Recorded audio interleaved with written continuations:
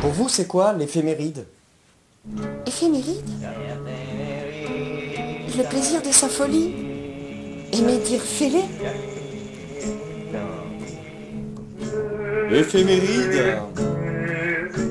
Proclamer l'amour. Agir. Dire aime et fait. Éphéméride. Sortir la tête hors de l'eau prévient plissure de la peau. L'éphémère ride. L'éphéméride. Ouais, ça, les dessous de la politique, quoi. L'éphéméride, tu vois, le retour. Ah, vraiment, l'éphéméride, hein? C'est prendre du recul, l'impermanence des choses, l'idée éphémère, l'effet méride. C'est l'histoire d'un collectif qui était en panne.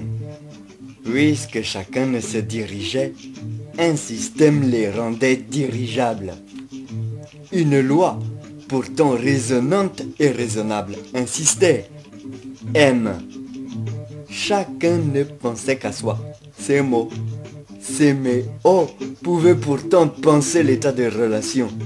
Mais chacun préférait relater de l'état, les dirigeants, étant responsables et donnant l'aumône. Pourtant, tout parlait. Dit, rit, les gens, plutôt que de s'exprimer pour rire, le jeu laissait tout pourrir sans s'alléger. Le poids était lourd, un véritable plomb. Comment peler ce on? Le problème était long. À défaut de vider son cœur, on préférait porter ses rancœurs sans donner d'air encore. On sut, il faut que, on est obligé, bref, on suffoque. Oubliant qu'on gelait nos litiges. Être poli était le tic. Le rapport aux autres était une parure, une arme, un mur. Tisser un réseau était plus simple d'un coup de fil, mais surtout d'aiguille sur la toile, chacun gardant l'étoile en soi, alors qu'il y avait bien l'étoile de soi.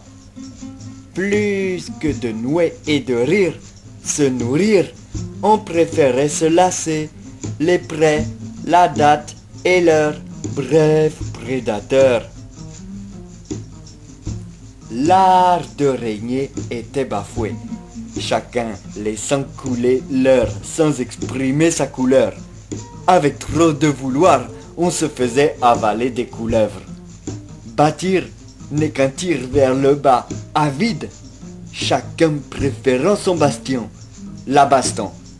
Abattons, les gens étaient civils, qu'ils ne faisaient les choses qu'en privé, c'est dire si la vie lisa les sillons, les propositions, plus rien ne préposait à construire au travers des semblants ensemble.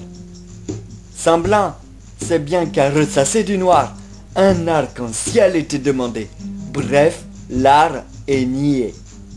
Le plus drôle étant qu'en dilettant, il suffisait d'étaler ses problèmes, le paraître étant létal. C'est bien l'étalage des hicks qui fédère.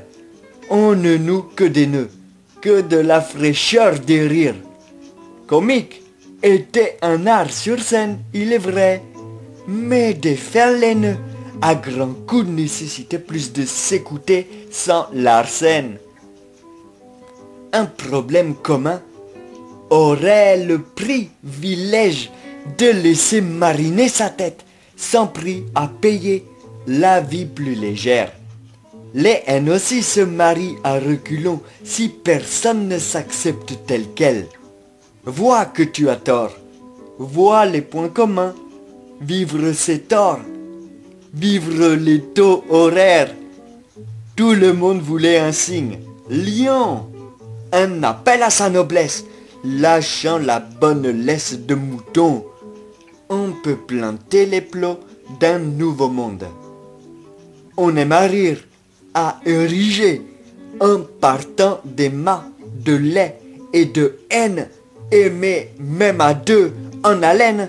Bref, nous sommes emmêlés, plutôt que tirer la bobine, rembobinons la pelote de laine, de soie, de lin. La ligne est bien que nous sommes des gîtes, des bris, où la bête régit.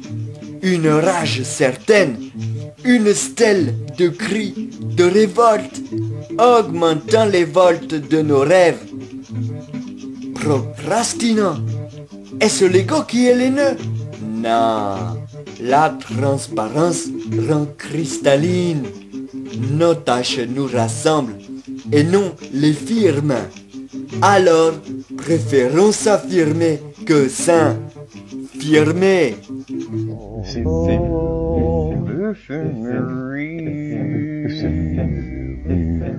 Listen,